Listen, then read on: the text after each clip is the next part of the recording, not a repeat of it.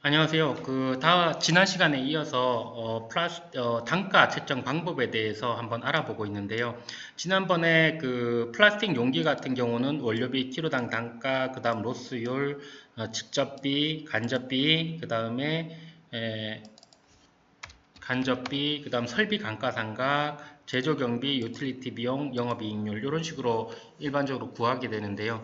물론 이 항목들은 어떤 걸 인정할 거냐 말 거냐, 몇 프로를 인정할 거냐 말 거냐라는 부분은 회사에서 업체와 공급업체와 서로 상의해서 표준을 정하는 거기 때문에 많은 변수가 있습니다. 다만 이런 프로세스, 이런 맥락으로 구한다 이렇게 알고 계시면 상식선에서 좋을 것 같습니다. 그러면 한번 요거를 다시 한번 이렇게 해서 총 구매 확정가는 414원이다, 4원이다. 이런 부분입니다. 그러면 추가적으로 한번 지류에 대해서 추가적으로 여기에서 보면 플라스틱 같은 금형비는 별도로 지급해야 되는 부분이 있다라는 부분을 감안해야 되고요.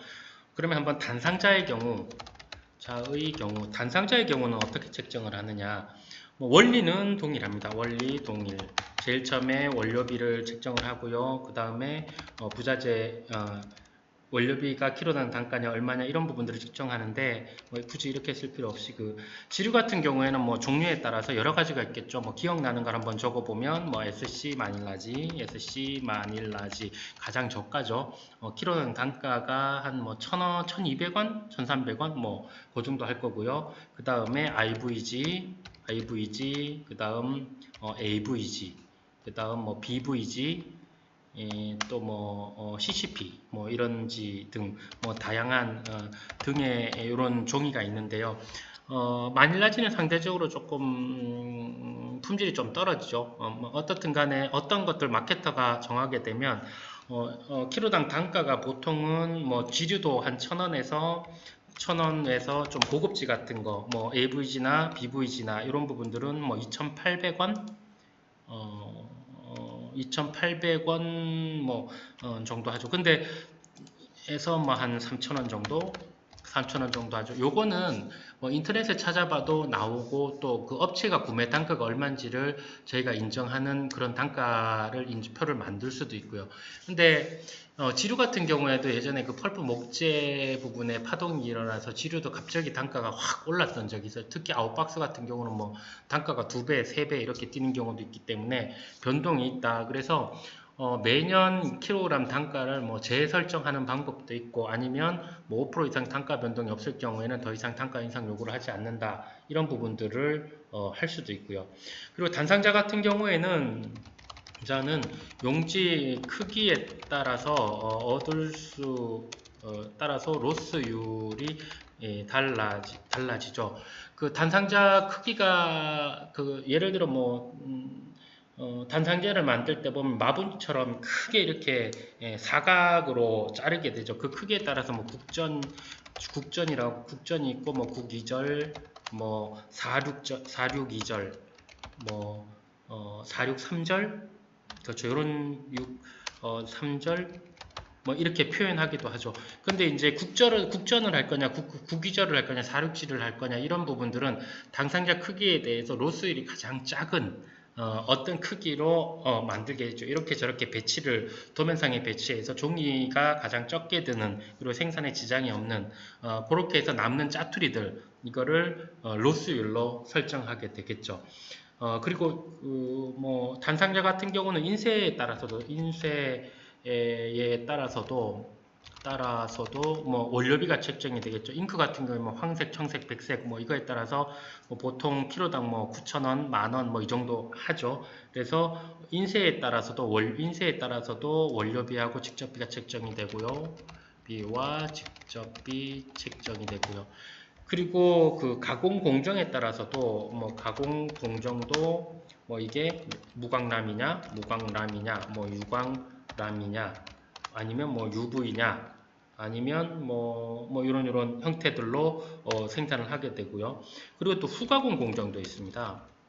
후가공 공정은 뭐냐 하면 단상자를 다 인쇄하고 했는데 그 위에다가 금박을 입힌다든지 실크를 한다든지 또는 흩뿌린다든지 뭐 박을 하겠죠. 박, 뭐 애칭, 뭐 이런 여러 가지 후가 공정들이 있죠. 여기에 따라서 이제 직접비가 원료비 직접비가 달라지고요. 그래서 그 세부적으로 그 원가를 판단하기는 좀 힘들죠. 좀 단상자 여기에는 또 톰슨 뭐 자르는 비용이 얼마가 드느냐, 그리고 뭐 접착 방식, 접착을 몇 군데 접착을 하느냐, 두 군데, 세 군데, 네 군데 접착을 하느냐, 그리고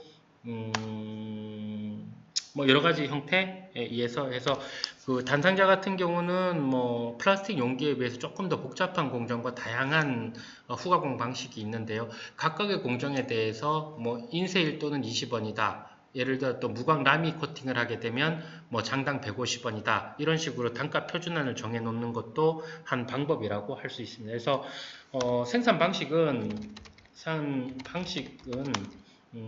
공급 업체를 직접 방문하여 실사를 통해 평가하는 방법으로 그 업체와 표준 사양에 따른 단가표를 작성하는 것이 단가 관리에 있어서 되게 중요하다. 그래서 이 단가표를 만들게 되면 그 사양서에 보면 이게 뭐 BVG다, 그리고 무광람이다, 이런 부분들이 다 적혀 있거든요.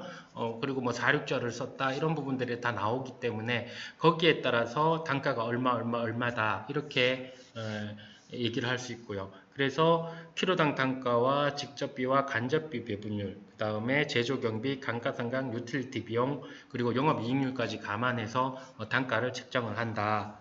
그렇게 하면 될 수 있고요. 뭐 아웃박스나 라벨이나 뭐 초자용기 같은 경우는 뭐 이게 그 자동병이냐 아니면 수동병이냐에 따라서 단가가 완전히 천차만별이 일어나겠죠. 물론 자동병 같은 경우는 MOQ가 상당히 커야 되고요. 수동병 같은 경우는 뭐 MOQ가 작지만 단가가 비싸다. 뭐 이런 부분들에 대해서 이제 어느 정도 업체의 실사를 통해서 알게 되면 그 부분을 단가에 반영해서 업체에서 표준 사양에 따른 단가표를 작성을 한다.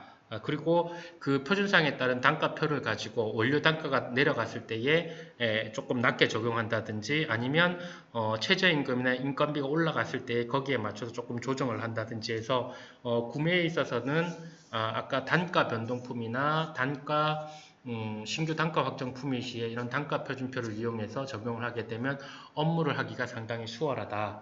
해서 지금까지 그 비교 사례법 그리고 원가 평가법에 대해서 간단하게 말씀드렸습니다. 수고하셨습니다.